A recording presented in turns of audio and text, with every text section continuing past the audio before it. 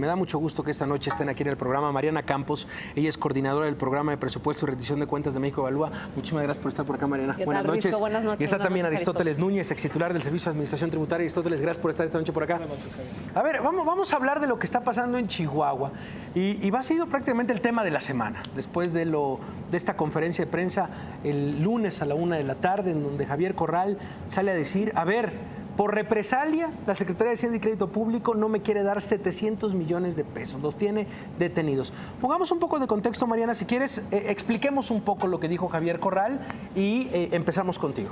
Así es. Bueno, Javier lo que dice es que había firmado unos convenios con la Secretaría de Hacienda para recibir recursos al cierre de este año, ¿no? Y bueno, pues lo que responde la Secretaría es que en efecto ellos transfieren recursos a las entidades, hacen ver que cumplen con la ley con respecto a lo que se deposita de participaciones y aportaciones.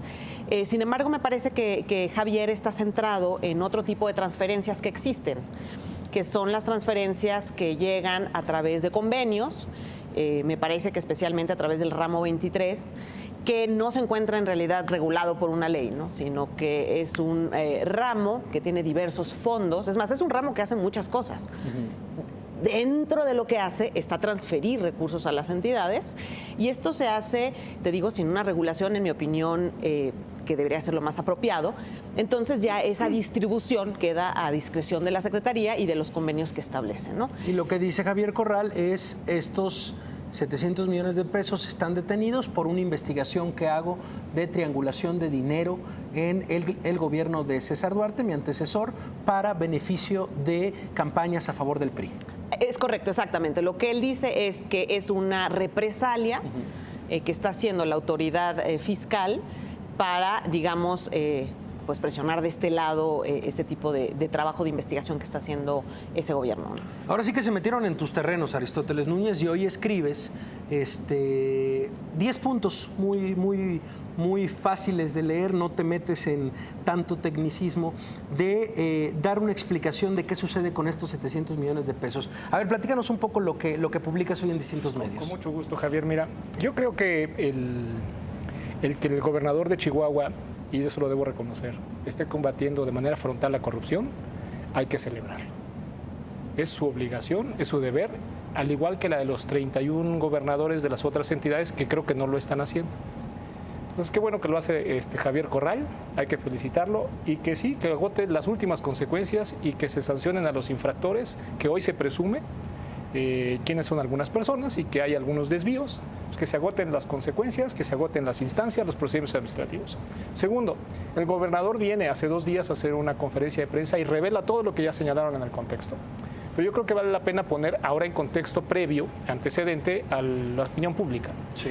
Las entidades reciben recursos por participaciones federales, como lo dijo Mariana, por aportaciones y por convenios.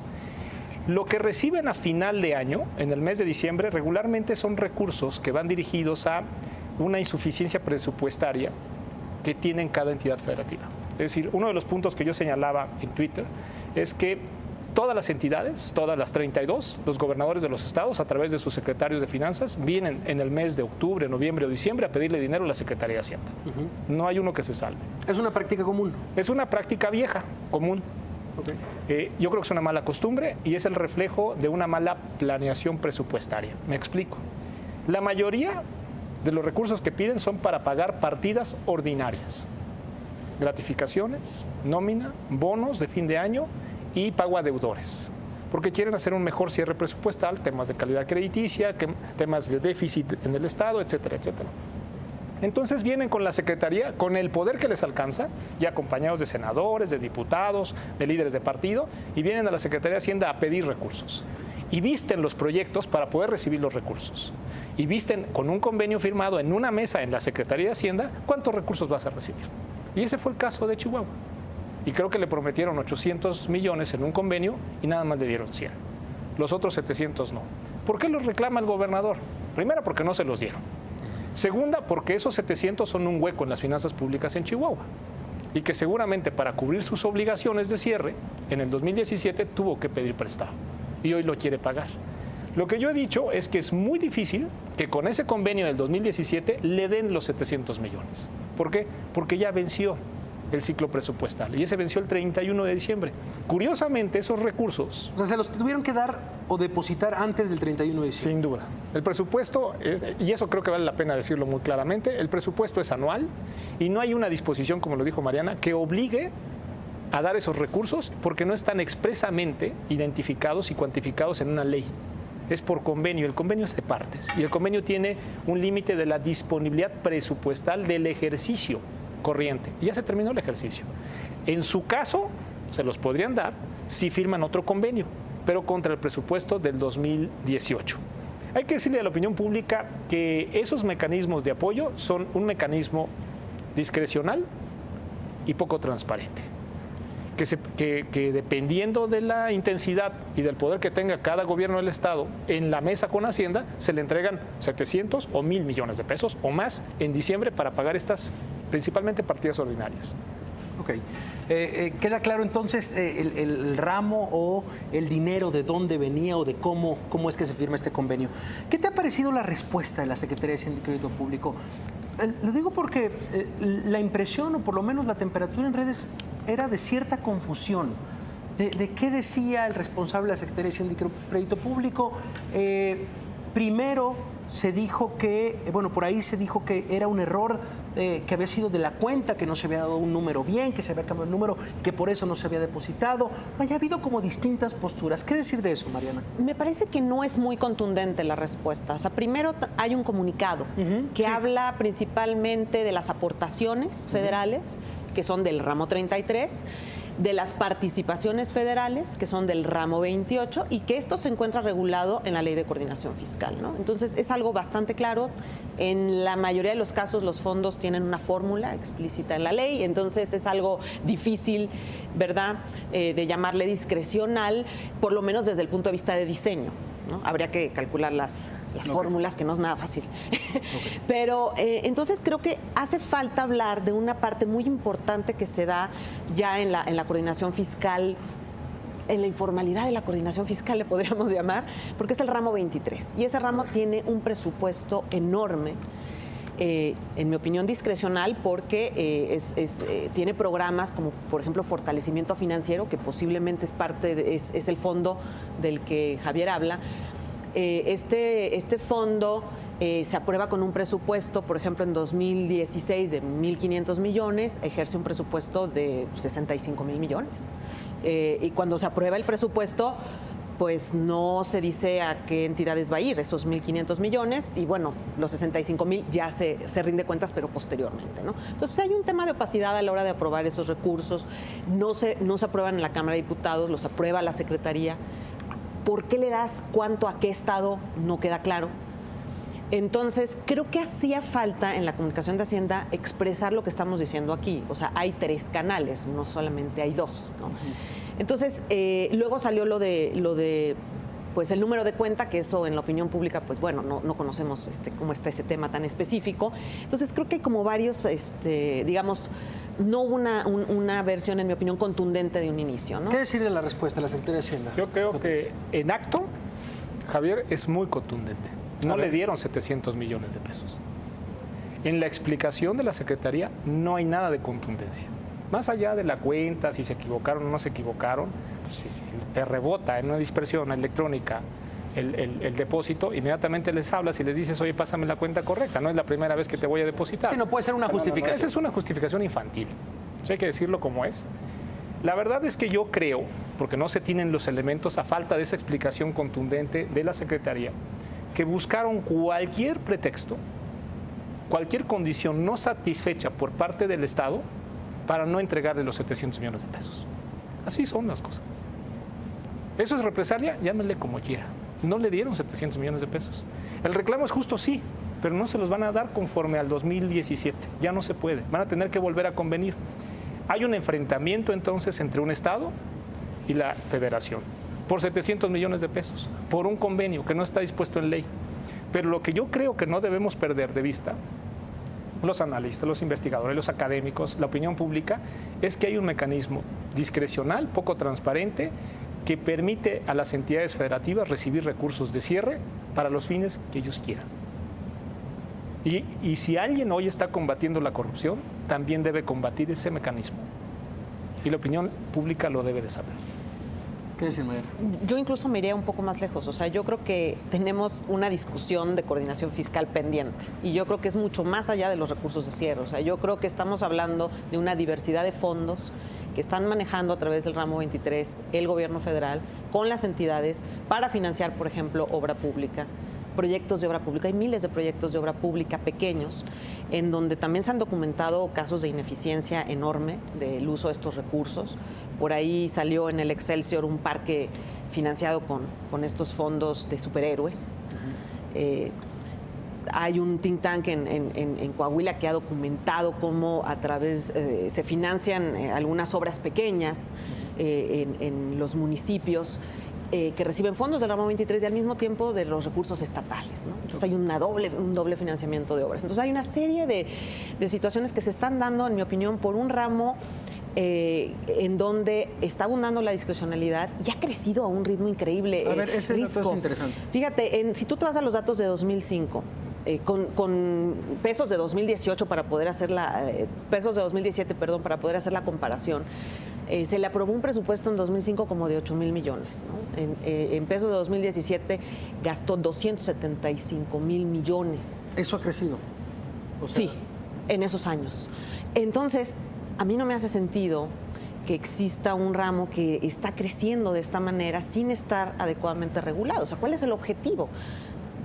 Porque entonces eso es lo que se presta a la discrecionalidad. Es decir, ¿por qué no ponemos un objetivo en la mesa? Okay. Oye, cuando los estados tengan estas necesidades o cuando los estados cumplan con este avance en sus capacidades para gestionar recursos, entonces podemos darles, ¿no? Yo creo que sería muy bueno que la Secretaría, y bueno, esto se pensara a nivel política de coordinación fiscal, generara criterios que incentivaran la capacidad de los estados para repartirles el dinero, para entregárselos, que fuera en función de criterios transparentes y que promovieran esas mejores capacidades, porque si no, pues estamos viendo un desfile luego de gobernadores que traen un desastre. No, pero qué interesante postura, porque a ver, hasta el momento se hablaba de, por supuesto, lo que está sucediendo en Chihuahua, que es la investigación al exgobernador César Duarte de qué sucedió con cerca de 250 millones de pesos, si no fueron a parar a las obras de educación y a las obras de desarrollo social que se tenían previstos, sino que fueron a parar al tema de las elecciones. Ese es un tema. Otro tema que se pone sobre la mesa, por supuesto, y es lo que quiere poner en la agenda el propio Javier Corral, es esta represalia por parte del gobierno federal de cómo controla el dinero. Pero ustedes abren la puerta a un debate también muy interesante el tema de este presupuesto, de cómo se manejan estos millones e incluso de cómo se opera, como algo que parecería costumbre, como lo dice Aristóteles, el tema de en octubre, noviembre, diciembre, todos los gobiernos pues van con sus equipos a la Secretaría de Hacienda a pedir dinero, a pedir que lo salven de presupuestos mal hechos año con año, pues una práctica que también se tiene que explorar y decir, se tiene que acabar. El análisis es muy simple.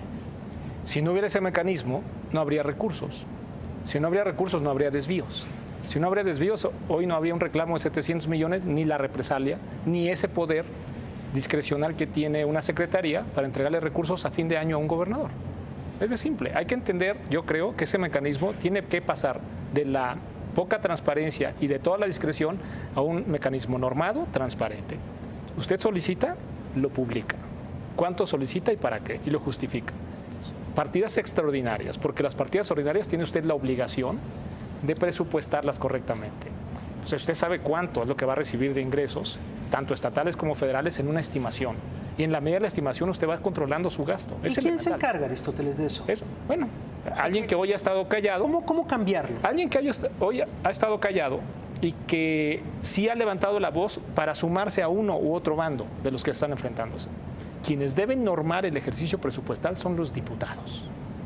Quienes deben establecer los mecanismos transparentes y de control en este ramo 23 son los diputados. Pero te tengo que decir, sin ánimo de que te desalientes. De sonar pesimista.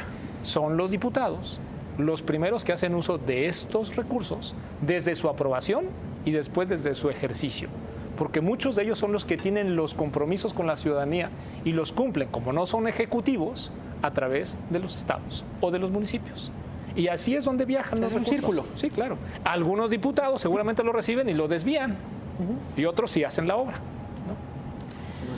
A ver, pero esto siempre es a través de la Secretaría, es decir, o sea, quien finalmente deposita y ejerce los recursos es la Secretaría, ¿no? Entonces también se está dando, en mi opinión, un esquema perverso, en donde la discusión presupuestaria se centra en lo que sucede en este ramo discrecional, con estos fondos discrecionales, en donde de alguna manera se desvía la atención de los diputados de revisar todo el presupuesto y se enfocan en estos fondos, pero también la Secretaría lo permite, ¿no? Entonces, de alguna manera, y la Secretaría luego, pues, vamos, tú me apruebas 1,000 millones, se gastan 65,000, ¿no? Entonces, yo creo que ahí tenemos un empalme de facultades de la Secretaría y de los diputados, y es muy importante que haya esa independencia de poderes. O sea, México está concebido, ¿verdad?, como un Estado en 3 poderes independientes, y esto está distrayendo a nuestros diputados a hacer su verdadero trabajo en el presupuesto. Sí. Y que no sean un contrapeso efectivo para la Secretaría. La Secretaría no le gusta escucharlo, pero requiere un contrapeso. Se ha traído a la mesa por parte de la sociedad civil, incluso por organizaciones empresariales, la idea de tener un consejo fiscal que pueda fortalecer precisamente las capacidades técnicas de los diputados para que también estén a la altura y puedan discutir con la Secretaría. Pero eso ha sido principalmente negado por la propia Secretaría, ¿no? No se requiere un consejo fiscal. Lo ha recomendado al Fondo Monetario Internacional. Se requiere elevar la discusión fiscal en México. Bueno, qué buen debate, me parece que lo abarcan ustedes dos perfecto. Otra de las salidas, otra de las puertas que abrió Javier Corral el lunes. Para cerrar, les preguntaría ya un tema más político. ¿Cómo han visto esta semana, Aristóteles, esta conferencia de prensa por Javier Corral, la respuesta del propio presidente de la República, de José Antonio Meade, la respuesta ahora también de Javier Corral? ¿Cómo has visto estos argumentos esta semana? Yo creo que es un adelanto de lo que vamos a ver 6 meses. Desafortunadamente, creo que muchos políticos de todos los partidos no entienden que la sociedad está cansada de los abusos y de estos excesos y de estos pleitos. Yo creo que es apenas el comienzo de lo que se va a ver. Hoy es Javier Corral, mañana será otro gobernador y después será otro candidato y después será etcétera, etcétera, pero cada quien irá sacando. Es un molde de lo que viene. Sí, claro. ¿Por qué? Porque hay que desalentar el voto del contrario, pues, para ganar la contienda. Estamos en un año de contienda, todo se contamina electoralmente y políticamente, y dejamos a un lado las propuestas, la parte constructiva, los grandes retos que tiene este país. Este país en el 2060, en el 2050 va a tener un caos financiero, un caos de salud, si no empezamos a trabajar hoy. ¿Por qué? Pues sí, la pirámide poblacional se nos va a invertir y ninguno de los precandidatos, ninguno de los partidos se han arbolado una tarea o un proyecto que permita empezar a sembrar instrumentos o estrategias que permitan para muchos de los que están haciendo hoy o de los que tienen 30 años, que se llaman millennials, tener una mejor etapa de vida entre el 2050 y el 2060. Un último comentario, Mariana. Yo creo que el caso de Javier nos trae mucho más de lo que es en sí el propio caso de Chihuahua, que ya es de por sí muy interesante, porque nos trae la verdad atrás de este asunto, ¿no? Es decir, tenemos un sistema fiscal que no promueve un gasto eficiente, ¿no? Esto de estar dando dinero al cierre, bueno, viene de malas prácticas presupuestarias que también se van heredando de otros gobiernos, y cada gobernador llega y se le están quemando las tortillas, ¿verdad? Porque desde el anterior. Entonces, la situación que él nos pinta me parece que es nutrida para que precisamente en este momento tan especial de que va a haber un cambio de administración que viene en otros próximos 6 años, tenemos que discutir estos temas. Si queremos que el gasto tenga mayor impacto, no podemos continuar con fondos discrecionales, no podemos continuar con malas prácticas ni en la Federación ni en los estados, y tenemos que repensar la responsabilidad hacendaria seriamente. Ojalá que los candidatos toquen este tema más allá de sentirse ofendidos o de ofender, sino más bien para la mejora de México. Sí, es interesante ponerlo ahí dentro de estos debates que vienen, el tema fiscal, el tema también de... Aunque te noto incrédulo, Javier. No me notas incrédulo, más bien hay que por lo menos desde los medios, desde las redes, tratar de impulsar, oye, ¿Qué va a pasar con esta pirámide poblacional? ¿Qué nos propones no para 2018, para 2019, para 2020, sino como futuro, como país? No nos gusta pensar en general a los mexicanos en el largo plazo. Por eso nos va como nos va. Exactamente. Entonces, es interesante poner el largo plazo dentro de este debate. Mariana Campos, qué importante voz, coordinadora del programa de presupuesto y rendición de cuentas de México Evalúa. Gracias por estar por acá. Un placer, Aristóteles Núñez, Gracias, por estar señor. por acá. Gracias, señor. Gracias, de verdad. Nosotros vamos a ir a una pausa. Seguimos aquí en La Nota Dura.